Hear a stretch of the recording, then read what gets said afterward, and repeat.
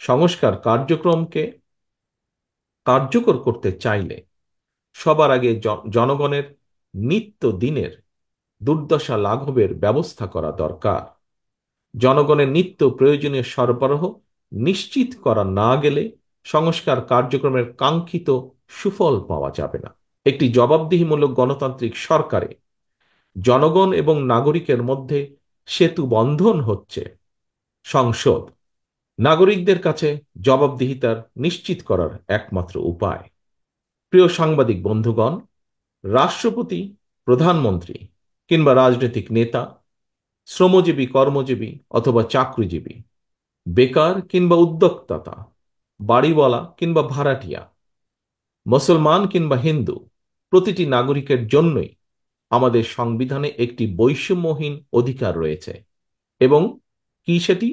সেটি হলো ভোটের অধিকার। যদিও বৈষম্যহীন সেই ভোটের অধিকার প্রয়োগের কোনো নিশ্চয়তা নেই, আমার কাছে মনে হয় বৈষম্যহীন বাংলাদেশ গড়তে প্রতিটি নাগরিকের একটি বৈষম্যহীন অধিকার নিশ্চিত থাকা অত্যন্ত জরুরি।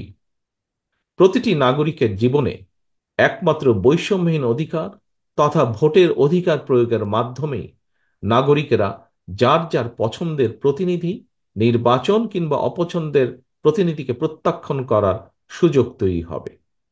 অন্তর্বর্তীকালীন সরকার ইতিমধ্যেই নির্বাচন কমিশন পুনর্গঠন করেছে। জনগণের ভোটের নির্বাচিত প্রতিনিধিদের দ্বারা একটি জনপ্রতিনিধিশীল সংসদ ও সরকার গঠনের লক্ষ্যে এটি একটি গুরুত্বপূর্ণ ধাপ বলে আমরা মনে করি। প্রিয় সাংবাদিক বন্ধুগণ, রাষ্ট্র, সরকার এবং রাজনীতির বিদ্যমান অবস্থা ব্যবস্থা সংস্কারের লক্ষ্যে 2022 সালে বিএনপি প্রথম 27 দফা সংস্কার প্রস্তাব উপস্থাপন করেছিল। পরবর্তী সময়ে বাংলাদেশের পক্ষের গণতান্ত্রিক রাজনৈতিক দলগুলোর সঙ্গে মত বিনিময় শেষে 2023 সালে 31 দফা সংস্কার উপস্থাপন করেছে বিএনপি। বিএনপির উপস্থাপিত সংস্কার প্রস্তাবে গণমাধ্যমের স্বাধীনতা নিশ্চিত করার লক্ষ্যে সুপ্রিম কোর্টের সাবেক বিচারপতি, অভিজ্ঞ মিডিয়া ব্যক্তিদের নিয়ে একটি মিডিয়া কমিশন গঠনের কথা বলা হয়েছে। আপনারা দেখেছেন বর্তমান অন্তর্বর্তীকালীন সরকারও গণমাধ্যমে সংস্কার কমিশন গঠন করেছে।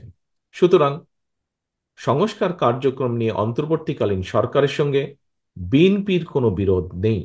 সংস্কার আগে নাকি নির্বাচন আগে, যারা এ ধরনের প্রশ্ন তুলে জনমনে বিভ্রান্তি সৃষ্টির অপচেষ্টায় লিপ্ত হয়েছেন তাদের উদ্দেশ্য কিন্তু ভিন্ন।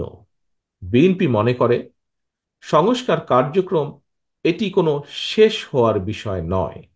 একজন সংস্কার কার্যক্রম শুরু করলে আরেকজন প্রয়োজনীয় সংস্কার এগিয়ে নিয়ে যায়, কারণ সংস্কার একটি চলমান প্রক্রিয়া। তবে সরকারে কিংবা সরকারের বাইরে আমাদের প্রত্যেকের মনে রাখা দরকার, গণতান্ত্রিক রাজনৈতিক সংস্কৃতির গুণগত উত্তরণ ছাড়া পুঁথিগত সংস্কার অনেকটাই অকার্যকর। সংস্কার কার্যক্রমকে কার্যকর করতে চাইলে সবার আগে জনগণের নিত্য দিনের দুর্দশা লাঘবের ব্যবস্থা করা দরকার। জনগণের নিত্য প্রয়োজনীয় সরবরাহ নিশ্চিত করা না গেলে সংস্কার কার্যক্রমের কাঙ্ক্ষিত সুফল পাওয়া যাবে না। প্রিয় সাংবাদিক বন্ধুগণ, আমরা এমন একটি রাষ্ট্র ও সমাজ বিনির্মাণের লক্ষ্যে কাজ করছি যেখানে সাগররুণীদের বিচারের ব্যাপারে রাষ্ট্র উদাসীন থাকবে না। নিশ্চিত থাকবে মানুষের বাক ও ব্যক্তি স্বাধীনতা। এই লক্ষ্য অর্জনে আপনাদের সকলের সহযোগিতা চাই। পরিশেষে ঢাকা সাংবাদিক ইউনিয়নের সম্মেলনের সফলতা কামনা করে এবং আমাকে এখানে আমন্ত্রণ জানানোর জন্য আপনাদের সকলকে আন্তরিকভাবে ধন্যবাদ দিয়ে আমার বক্তব্য শেষ করছি।